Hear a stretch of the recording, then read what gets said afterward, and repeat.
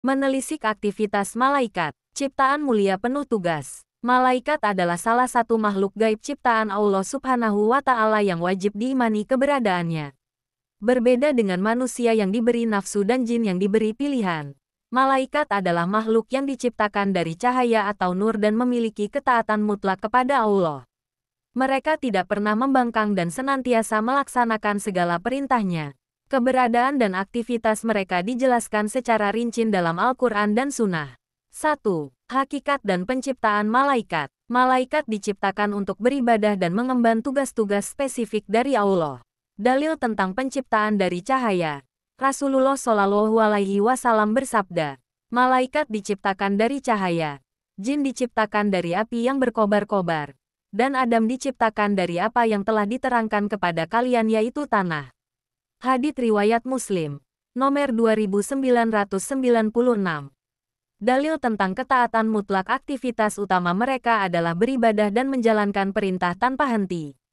Quran Surah Al-Anbiya, ayat 20, artinya, mereka, malaikat-malaikat, bertasbih tidak henti-hentinya malam dan siang. Quran Surah At-Tahrim ayat 6, artinya, yang tidak mendurhakai Allah terhadap apa yang diperintahkannya kepada mereka dan selalu mengerjakan apa yang diperintahkan. 2. Aktivitas utama dan tugas spesifik malaikat. Aktivitas malaikat sangatlah beragam, meliputi urusan langit dan bumi, kehidupan dan kematian, serta pencatatan amal manusia.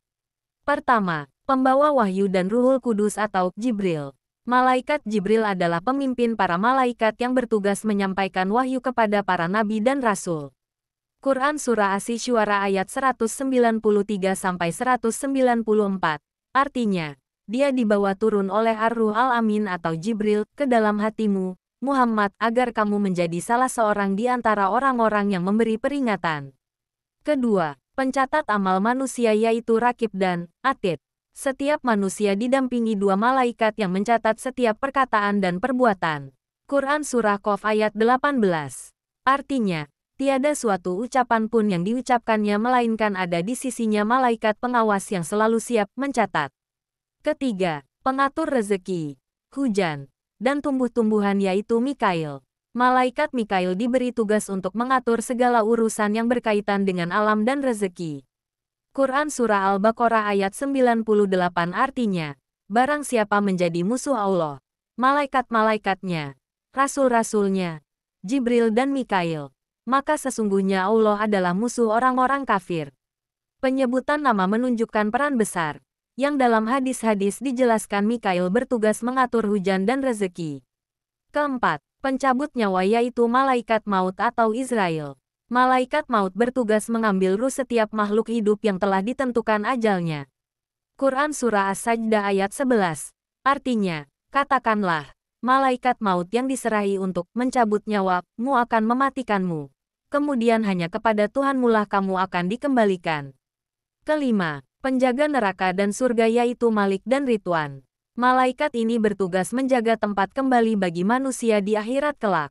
Quran Surah Az-Zukhruf ayat 77 yaitu tentang Malik, penjaga neraka, artinya, mereka berseru, hai Malik pemimpin malaikat neraka, biarlah Tuhanmu mematikan kami saja. Dia menjawab, sesungguhnya kamu akan tetap tinggal di neraka ini. Keenam, menguji di alam kubur yaitu Munkar dan Nakir. Setelah penguburan, dua malaikat datang untuk mengajukan pertanyaan kepada mayat.